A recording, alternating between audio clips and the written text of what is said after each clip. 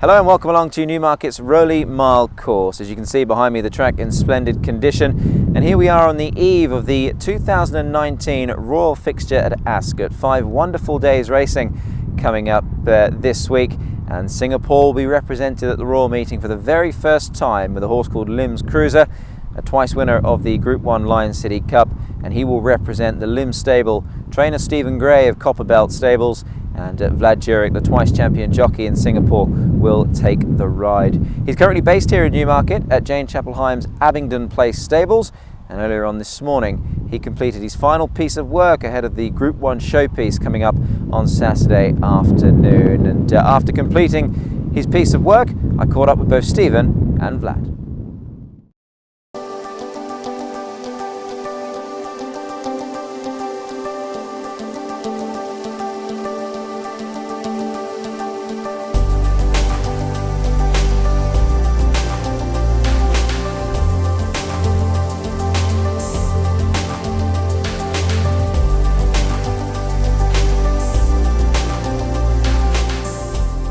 Stephen Gray we've come back to Abingdon Place, and Lim's Cruiser, he galloped this morning on the Alba-Hathry. Happy with him? Yeah, Nick, he galloped good. Well, you saw it. We gave him a good workout this morning. He hasn't had a gallop since he ran in Lion City, but the trip over is like a gallop, and he seemed to work good. We gave him a good workout, probably harder than I'd do at home, but he needed it, and a bit of a blow, but he's pulled up probably better than I thought he would, to be fair. So Vlad was very happy, so I guess that's all we can do now. Indeed. I guess given the nature of the track, obviously for those that don't know the Alba-Hathry, there's a decent pull from the bottom to the top, all right. It was always going to be a bit tougher work, but you say he needed it, and is that going to be his only real serious bit of work now before Saturday? Yeah, definitely. Like I did it today because it gives me 5 days for him to recover and just go to the races, so I tried to keep it as simple as possible. Now when I brought Emperor Max over, I did a similar thing and he ran well. So I haven't changed. I've tried to keep him in his comfort zone and keep him happy, and that's been important. So, no, I don't think what he doesn't need. If he's not ready now, well, it's too late. So I think I'm better to go there and feeling well and relaxed and than being tired. It certainly looks well. And obviously his overall preparation, Stephen, you were more or less here the day he arrived. All along that the process has been smooth. I imagine there was probably a bit of acclimatization. Yeah, I would say it was smooth. Like, he's been a bit agitated in the first few days. When he got here on Sunday, he was good. He slept. He was laying down the box a bit tired. But Monday, Tuesday, he got a bit wound up. As you can see, it's all open spaces, so I think he just wanted to get out. I thought about putting a mate beside him, but then I didn't want him to mate up too much. He's had horses all around him, as you can see, so he's really come to it now. And reality is, it's just the change of scenery, the different style of boxes and looking out. So, but on a plus, that keeps you hyped up, it keeps you interested, you know. So he's been looking to see what to do, and we worked him up that track a few times. We've canted up before we galloped this morning. He did it very well, but he's a very professional horse. He loves to he's enjoyed getting out. And look at a bit of making of him too. He'll probably come back a better horse from here. And I mean, the UK, Ascot, Newmarket, you're no stranger. You brought Emperor Max here back in 2015 to run with great distinction. What have you made of it all a second time round, Stephen? But from what I can tell, you, Bridget, all the team, you seem to be really enjoying it and embracing it. Yeah, well, it's been stressful. You know, like it's when you travel a horse. Look, if you were based here, the race is very hard to win. You know, but I think it's been a great experience in the respect that you get your passion. You know, you understand this is racing's God's country, isn't it? You know, like the facility, the history, and the people you meet, and it's racing. You know, it's I don't know. I don't understand people in the industry that want to do it just for the sake of doing it. You got to have a reason to do it, you know. And having Cruiser here, and we're very thankful Mr. Lim to let us have the opportunity. And we know it's going to be a hard thing to do, but we're having a crack. And I went to Singapore 20 years ago, thinking that, well, it's a great business model. It's got a great future, be a lot of investment, and the idea is to get, for me personally, is getting good horses. We all have a base of average horses, I guess, but the good ones are what it's worth getting out of bed for. And we've got out of bed early every morning. It's been a challenge, and we've put a lot of effort into it to try and get them there. And having a family here has been great.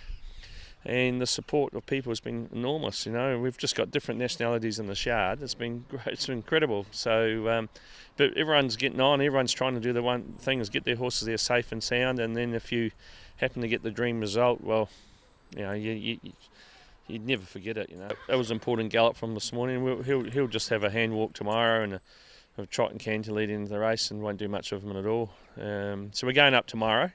To the races, so that'll be a good stress thing, and it's good. I've really enjoyed it, and I just hope my fellow trainers in Singapore get the opportunity, because I don't care what you want to get out of bed for every morning and put up with the stress of being a horse trainer if you can't look to get the opportunity to bring a horse here, and so I'm pretty happy about it, really. Bridget's here; she keeps me under control. You've also got James here as well. Yeah, James here and Katie. James has been good. He's been the assistant trainer. So, it's interesting. James loves the horses, but he hasn't been able to go to the races, and he's still 17 coming up 18. He still can't go. So there's your issue for our racing. The youth can't get involved, and he's loved it here. He's been mucking out, leading the horse around, doing all that. It's been good for him because 6 weeks he goes in the army and national service. So he's enjoyed the bit of freedom where he's got it.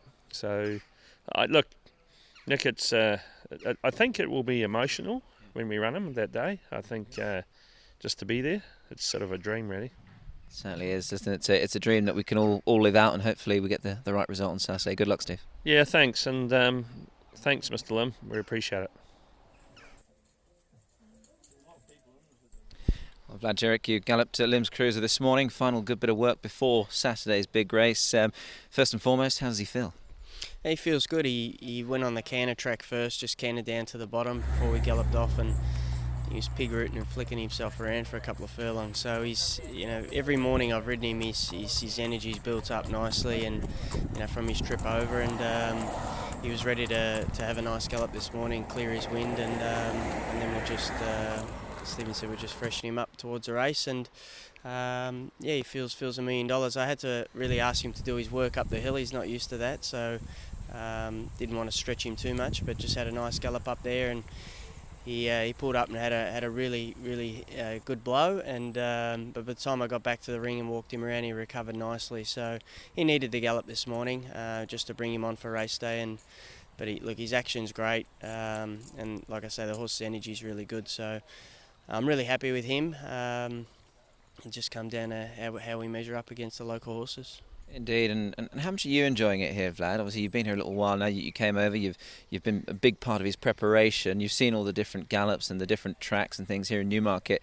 What have you made of it all? And I guess for him it's quite different, but also for you. Oh, it's an amazing place to come and see how things are done here in England at Newmarket, and the amount of options the trainers have here with their gallops and even their slow work and that sort of thing, and the history in some of these stables that I've been to is just amazing. Great to be a part of and to come and have a look, and I always wanted to do it one day. I'm very grateful, obviously, to Stephen and Bridget and Mr. Lim and Mick for giving me the opportunity to be here.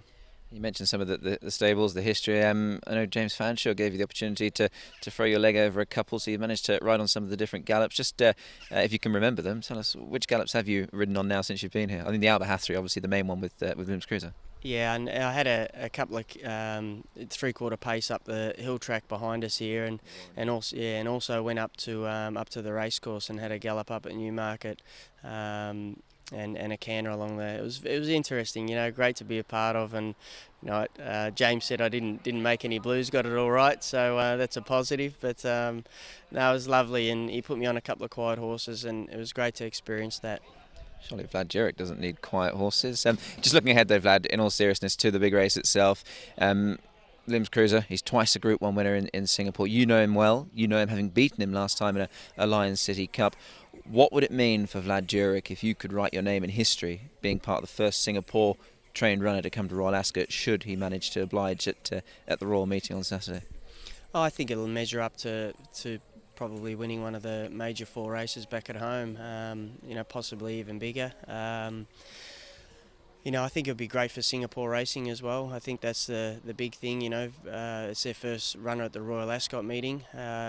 and for the horse to win, I think Singapore racing needs good publicity and any sort of international recognition and publicity. So I think if the horse, even if the horse runs a good race and say runs top 4 or 5, I think it'll be like sort of like having a win. So that's the goal, to try and get him to perform at his best. And I have said it to a few of the media people that have given me interviews so far, that I've got a little bit of a gut feeling that he'll enjoy the straight track. But we don't know till the day. So fingers crossed that it all unfolds nicely for us. And just on the straight track itself, I know you haven't left any stone unturned. You actually had a little trip down to Ascot to walk the course. What did you make of it all? Yeah, the biggest thing I noticed was just the climb from the barriers from the 1200. It climbs basically for the first 500 metres of the race.